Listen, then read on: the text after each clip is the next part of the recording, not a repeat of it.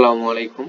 আপনারা যারা forex trading শিখতে যাচ্ছেন তারা আজকের এই ক্লাসটি মনোযোগ সহকারে দেখবেন, বুঝবেন এবং প্র্যাকটিস করবেন। আশা করতেছি আপনারা ফরেক্স অতি সহজেই শিখতে পারবেন এবং আপনারা যারা পূর্ববর্তীতে লস করছেন সে টাকাগুলো রিকভারি করতে পারবেন এবং ভবিষ্যতে ভালো টাকা ইনকাম করতে পারবেন। তো কথা না বলে সরাসরি আমরা আজকে ক্লাসে চলে যাই। তো আমরা আজকে বাই ইনগালফিং দেখাবো। বাই ইনগালফিং এর জন্য আমাদের প্রয়োজন একটা বেয়ারিশ ক্যান্ডেল অর্থাৎ রেড ক্যান্ডেল অর্থাৎ সেলার ক্যান্ডেল। মার্কেটে দুইটি ক্যান্ডেল অবস্থান করতেছে, একটা হলো সেলার ক্যান্ডেল এবং একটি বাইরে ক্যান্ডেল। আমরা সেলার ক্যান্ডেল সাধারণত রেড ক্যান্ডেল দ্বারা বুঝে থাকি আর বায়ার্স ক্যান্ডেল সবুজ ক্যান্ডেল দ্বারা বুঝে থাকি অর্থাৎ বেয়ারিশ এবং বুলিশ। তো আমাদের বাই ইনগালফিং এর জন্য প্রয়োজন এটা বেয়ারিশ ক্যান্ডেল এবং সেই বেয়ারিশ ক্যান্ডেলের পাশাপাশি বুলিশ ক্যান্ডেল প্রয়োজন। বেয়ারিশ ক্যান্ডেলের উপরের অংশ অর্থাৎ হাই এবং লো দুইটা মার্ক করব। আমাদের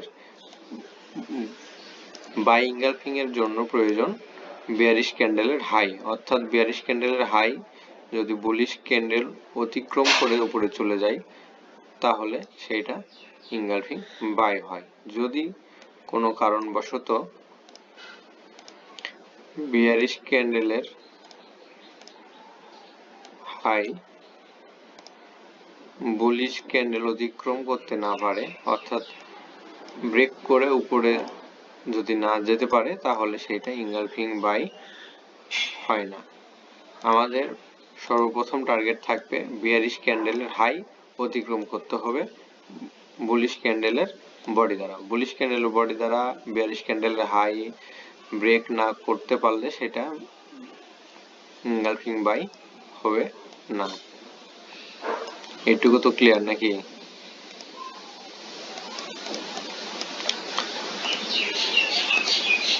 এই বেয়ারিশ ক্যান্ডেলকে এক বা একাধিক ক্যান্ডেল দ্বারা অতিক্রম করতে পারলে সেটাও ইনগালফিং বাই। এই যে এই ক্যান্ডেল আছে, এই ক্যান্ডেলের হাই যদি এই ক্যান্ডেলের উইক থাকে, উইক বেয়ারিশ ক্যান্ডেলের উইক থাকে তাহলে আমরা হাই বলতে কি উইক বা শ্যাডো যেটা থাকবে সেটা মার্ক করবেন, একবারে হাই মার্ক করবেন। হাই মার্ক করার পরে একই ধরনের ক্যান্ডেল অর্থাৎ বেয়ারিশ ক্যান্ডেল পাশাপাশি থেকে যদি হাই ব্রেক করে তাহলে এটা ইনগালফিং বাই। আর এই যে জোন এটাকে হাই থেকে লো পর্যন্ত মার্ক করব এবং যে জোন হবে সেই জোনকে আমরা বলবো ইনগালফিং বাই জোন। এটিও তো ক্লিয়ার নাকি?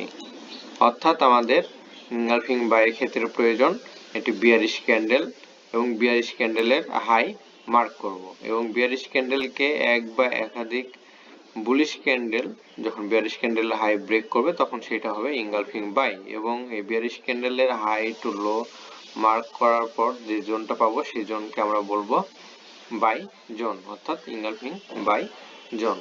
তাহলে ইনগালফিং বাই আমরা বুঝতে পারলাম। ইনগালফিং বাইয়ের এখন ভ্যালিড এবং ইনভ্যালিড জোন দেখব। ইনগালফিং বাইয়ের ভ্যালিড এবং ইনভ্যালিড জোন দেখব।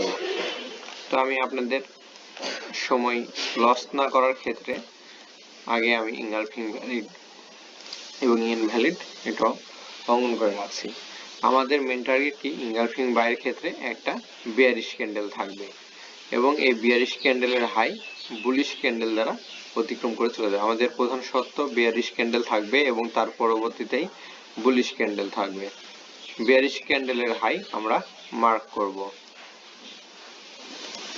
আমাদের প্রধান শর্ত কি বেয়ারিশ ক্যান্ডেলের হাই বুলিশ ক্যান্ডেলের বডি দ্বারা ব্রেক করবে। এই ক্ষেত্রে বেয়ারিশ ক্যান্ডেল হাই বুলিশ ক্যান্ডেলের বডি দ্বারা ব্রেক করছে, সো এটা ভ্যালিড। এবার 2 নম্বরে যাই। বেয়ারিশ ক্যান্ডেলের হাই এইখানেও আমরা মার্ক করব। বেয়ারিশ ক্যান্ডেলের হাই এখানে 1 2 3 তিনটে ক্যান্ডেল মিলে ব্রেক করছে, সেক্ষেত্রে এটাও ভ্যালিড। অবশ্যই হাইকে বডি দ্বারা ব্রেক করতে হবে। এইখানে দেখেন এইটাতে বেয়ারিশ ক্যান্ডেলের হাই মার্ক করছি আমরা। মার্ক করার পরে 1 2 3 4 চারটা ক্যান্ডেল দ্বারা বেয়ারিশ ক্যান্ডেলের হাই ব্রেক করছে, এটা ভ্যালিড অর্থাৎ ইনগালফিং বাই। এবং এই যে জোনটা অঙ্কন করা হয়েছে এই জোনটা হলো ইনগালফিং বাই জোন। এখন এইখানে দেখেন এইটা যে হাই, এটার হাই কিন্তু শ্যাডো দ্বারা ব্রেক করছে বা ব্রেক করতে পারে নাই। এইখানে চারটা ক্যান্ডেলের বেলায় বডি দ্বারা ব্রেক করছে, অর্থাৎ এটা ইনগালফিং বাই জোন। চারটা ক্যান্ডেল লাগছে।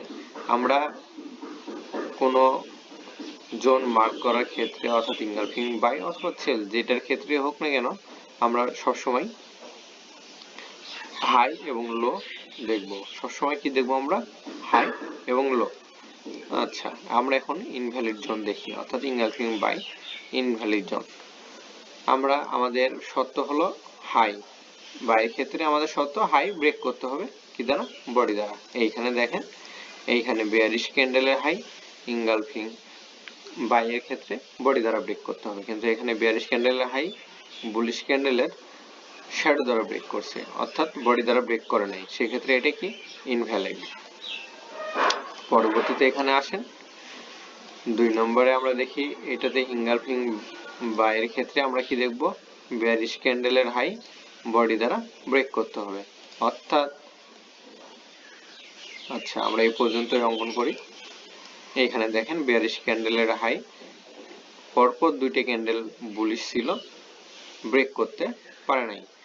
না ব্রেক না করার পরে এইখানে দেখেন দুইটা পরপর বুলিশ ক্যান্ডেলের পরে একটা বেয়ারিশ ক্যান্ডেল আসছে, সেক্ষেত্রে আমরা তখন এই যে হাই ছিল এখানে বেয়ারিশ ক্যান্ডেলের, এই হাইটা তখন এই ক্যান্ডেল এই বেয়ারিশ ক্যান্ডেলের উপরে শিফট হবে। আর এই যে বেয়ারিশ ক্যান্ডেল আছে, বেয়ারিশ ক্যান্ডেলের মধ্যে এই দুইটা থাকার কারণে এই দুইটা কি হয়ে যায়? Inside burn. আচ্ছা, আমরা এইখানে ইনগালফিং সেল আছে, আমরা একটু পরবর্তীতে দেখাবো, পরবর্তী ক্লাসে আমরা দেখাবো আপনাদের। এখন এইখানে দেখেন এইখানে আছে বেয়ারিশ ক্যান্ডেল, অর্থাৎ আমাদের বাইরের ক্ষেত্রে আমাদের প্রয়োজন বেয়ারিশ ক্যান্ডেলের হাই। এখানে আমরা বেয়ারিশ ক্যান্ডেলের হাই অঙ্কন করলাম। আমাদের শর্ত কি? বেয়ারিশ ক্যান্ডেলের হাই বডি দ্বারা বুলিশ ক্যান্ডেলের বডি দ্বারা ব্রেক করতে হবে। এখানে হাই বুলিশ ক্যান্ডেলের বডি দ্বারা ব্রেক করছে, সেক্ষেত্রে এটা হলো আমাদের ভ্যালিড জোন, অর্থাৎ ইনগালফিং বাই। এটা কিন্তু আমাদের ভ্যালিড জোন না, কারণ এটার কি হাই ব্রেক করতে পারে নাই। না পারার পর এটা হাই ব্রেক না করার আগে আরেকটা কি বেয়ারিশ ক্যান্ডেল আছে, সেক্ষেত্রে আমরা তখন বেয়ারিশ ক্যান্ডেল হাই এইটা থেকে শিফট করব, এটা থেকে বেয়ারিশ ক্যান্ডেল হাই এটা থেকে এটাতে শিফট করেছি, তাহলে আমাদের ইনগালফিং বাই জোন হবে এইটা। এইখানে এটা ইনভ্যালিড আর ভ্যালিড হলো এইটা। আচ্ছা, পরবর্তী উদাহরণে আমরা চলে যাই। পরবর্তী উদাহরণে এইখানে দেখি আমরা ইনগালফিং, এখানে কি বেয়ারিশ ক্যান্ডেল আছে, তার পরবর্তীতে বুলিশ ক্যান্ডেল, দুটো বুলিশ ক্যান্ডেল আছে। আচ্ছা, আমাদের শর্ত হলো বেয়ারিশ ক্যান্ডেলের হাই বডি দ্বারা ব্রেক করতে হবে। এইখানে দেখেন বডি দ্বারা, এটা হলো বেয়ারিশ ক্যান্ডেলের হাই।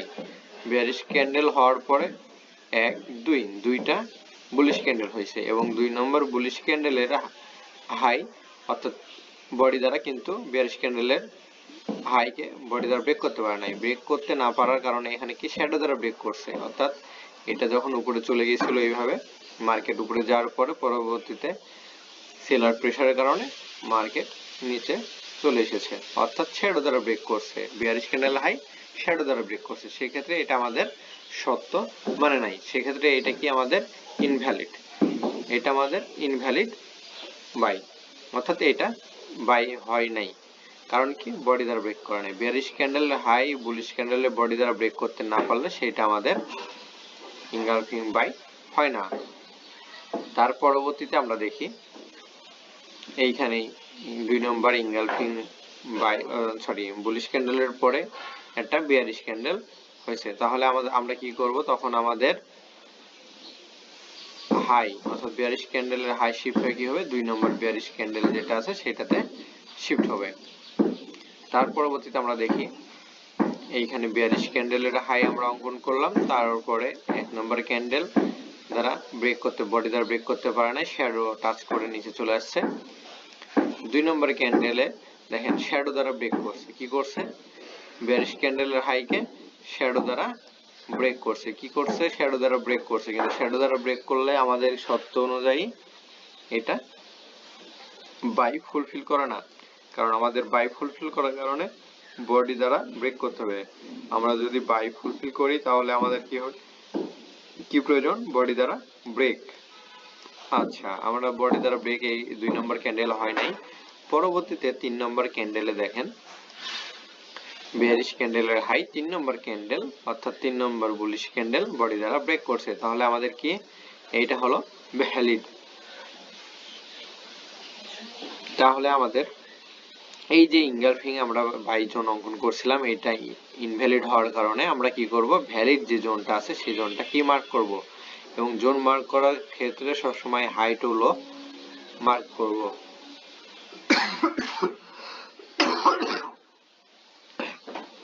সরি, আমরা কি করব, ভ্যালিড যে জোন আছে সেই জোনটা মার্ক করব। তাহলে আমাদের বাই জোন শিফট হয়ে সেকেন্ড 42 ক্যান্ডেলে স্থানান্তর হয়েছে।